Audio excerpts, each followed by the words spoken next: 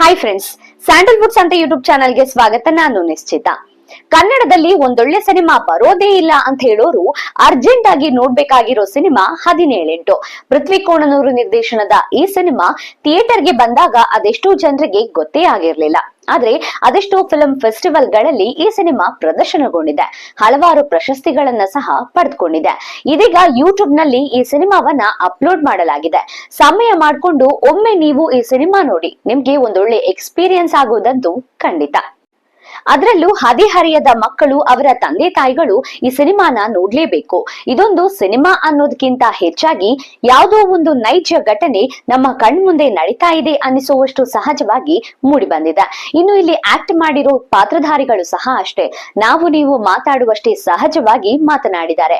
ಅಷ್ಟೇ ಅಲ್ಲ, ಇಲ್ಲಿ ಯಾರು ಕೂಡ ಆಕ್ಟಿಂಗ್ ಮಾಡ್ತಿದ್ದಾರೆ ಅಂತ ಅನಿಸೋದೇ ಇಲ್ಲ. ಅಷ್ಟೊಂದು ಸಹಜವಾಗಿ ಎಲ್ಲರ ಅಭಿನಯ ಕೂಡ ಮೂಡಿ ಬಂದಿದೆ. ಇಲ್ಲಿ ಸಿನಿಮಾದ ಕಥೆ ತುಂಬಾನೇ ಸಿಂಪಲ್. ಸೆಕೆಂಡ್ PU ಓದ್ತಾ ಇರೋ ಹುಡುಗ ಹುಡುಗಿ ಕಾಲೇಜು ಕ್ಲಾಸ್ ರೂಮ್ ನಲ್ಲೇ ಮೈ ಮರಿತಾರೆ. ಅಷ್ಟೇ ಅಲ್ಲದೆ ತಮ್ಮ ಆಪ್ತ ಕ್ಷಣಗಳನ್ನ ವಿಡಿಯೋ ಕೂಡ ಮಾಡ್ಕೊಳ್ತಾರೆ. ಅದೇಗೋ ಆ ವಿಡಿಯೋ ಇಂಟರ್ನೆಟ್ ನಲ್ಲಿ ಹರಿದಾಡೋಕೆ ಶುರುವಾಗುತ್ತೆ. ಎಲ್ಲರ ಮೊಬೈಲ್ ನಲ್ಲೂ ಅದೇ ವಿಡಿಯೋ.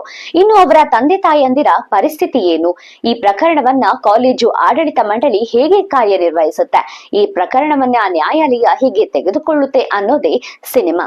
ಅಷ್ಟೇ ಅಲ್ಲ, ಇಲ್ಲಿ ಯಾವುದೇ ಒಂದು ವಿಷಯದ ಮೇಲೆ ಅಂಡರ್ಲೈನ್ ಮಾಡದೆ ಎಲ್ಲಾ ವಿಷಯಗಳ ಮೇಲೂ ಬೆಳಕು ಚೆಲ್ಲುತ್ತೆ. ಇಲ್ಲಿ ಲಿಂಗ ತಾರತಮ್ಯವಿದೆ, ಜಾತಿ ತಾರತಮ್ಯವಿದೆ. ಅಷ್ಟೇ ಅಲ್ಲದೆ ಶಿಕ್ಷಣ ವ್ಯಾಪಾರೀಕರಣದ ಕುರಿತ ಅಂಶ ಕೂಡ ಇದೆ.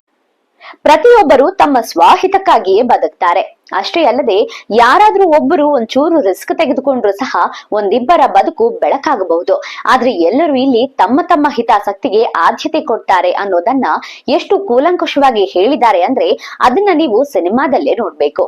ಇದೊಂದು ಸಿನಿಮಾ ಅನ್ನೋದಕ್ಕಿಂತ ಹೆಚ್ಚಾಗಿ ಇದೊಂದು ಒಳ್ಳೆಯ ಅನುಭವ.